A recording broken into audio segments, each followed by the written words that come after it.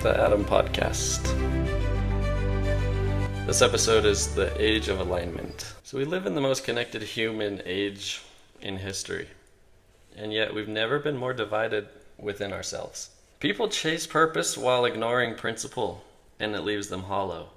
They crave peace while refusing structure, which is what protects you when there's bad weather and things that you don't get to control pounding on the door.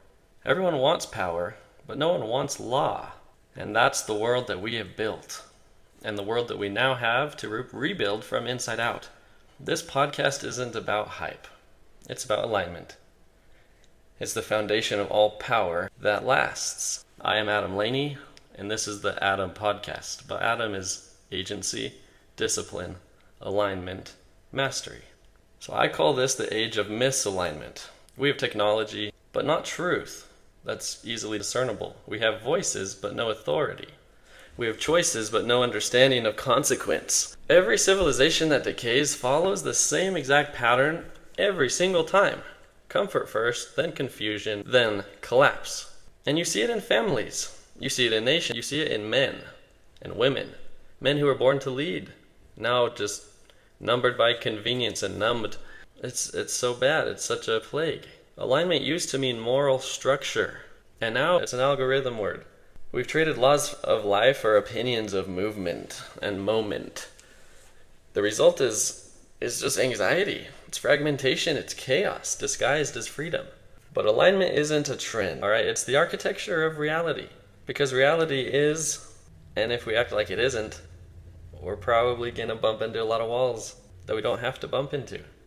Let's just be smarter. Every natural law, from gravity to cause and effect, exists because the universe itself is aligned. Truth doesn't adjust to preference. Power doesn't bend for emotion. When you violate law, life becomes chaos. And when you align with it, then life becomes ordered and harmonious. And someone might think that chaos is attractive. It isn't. You just have a misaligned perspective. Nobody wants to listen to a misaligned violin player. And I don't mean out-of-tune violin playing correct notes. I mean, you don't want it. It's not attractive. It's not appealing. It's not a good thing. It doesn't beget other good things. Anyway, this is what this show is about. How to bring your life into alignment with the laws that govern results, which is why doing things is even worth considering and trying to get better at. Because of results. If you can get better results, which we can, then we're morally obligated to aim for those within the actual structure of actual reality. And this is key. Alignment is when your beliefs, your behavior, and your being all are in agreement. Most people only manage two. They believe one thing, behave another.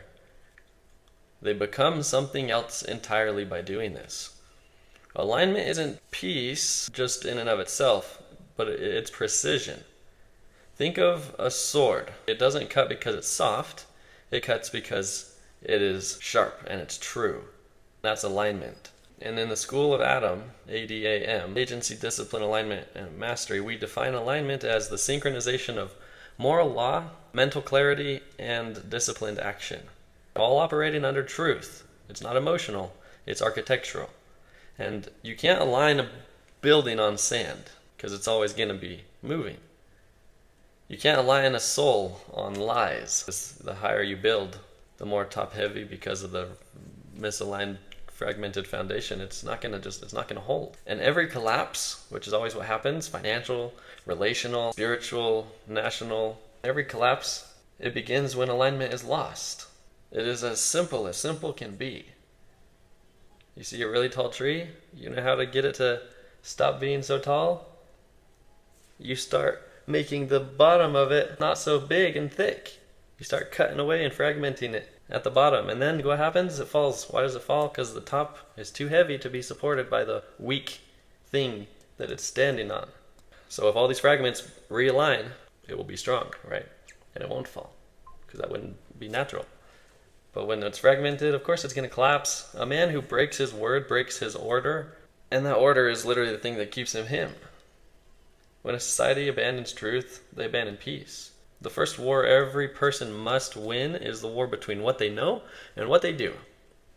Otherwise, you won't be justified hoping for anything good. And this is why we start here. Because alignment is the hinge between chaos and mastery, which is where we're going, which is where we need to be. All right, alignment begins in awareness, but it is provided in obedience.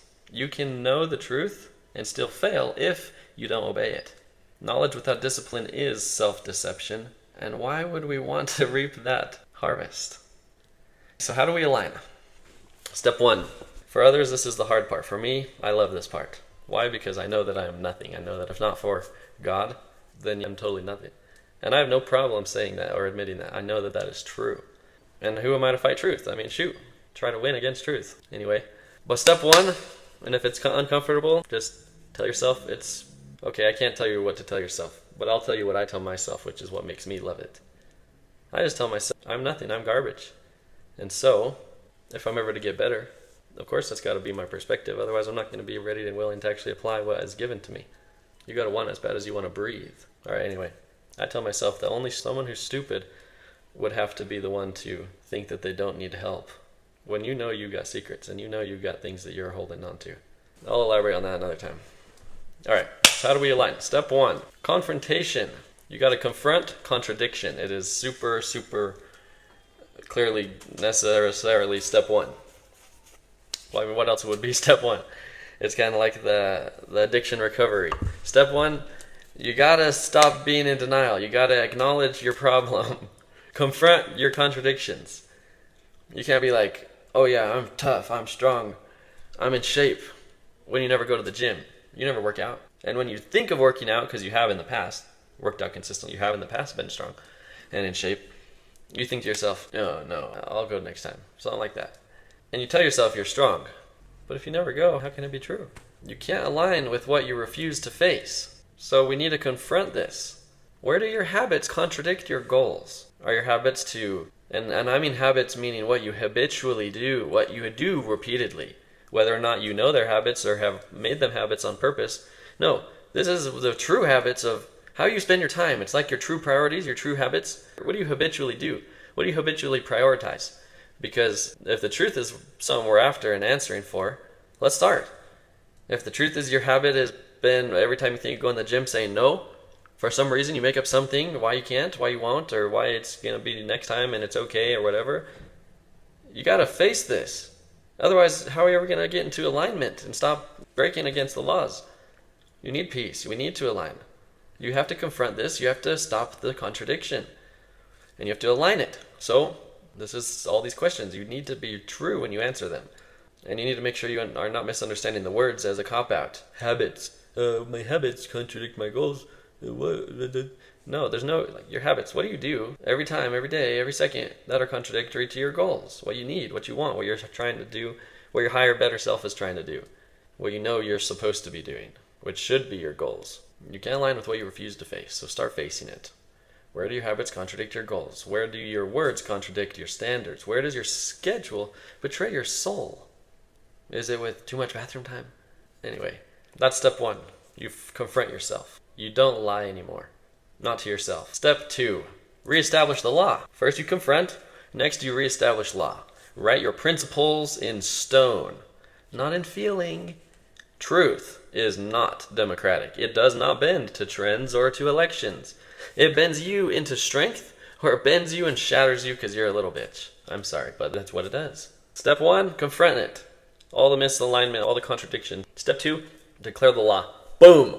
Step 3, act until consistency replaces emotion. Because emotion is good. It just is put ahead of where it needs to be put. Prioritizing wise. And this is where humanity has been deceived for so long. And I will get there.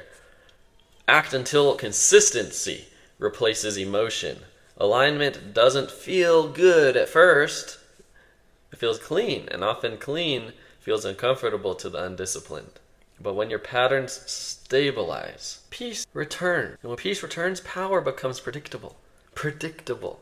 Now it's a power you have some kind of control over it. Power without alignment corrupts. Alignment without power collapses. We need them both. We need alignment and we need the power. Alright? So the goal of this podcast, of this entire movement, is restoration. It's an aid in the efforts of restoration. To restore strength, order, and moral clarity in a generation drowning in noise, and to do it in modern language that can be understood. We're not chasing popularity with this group. I mean, we're reestablishing law.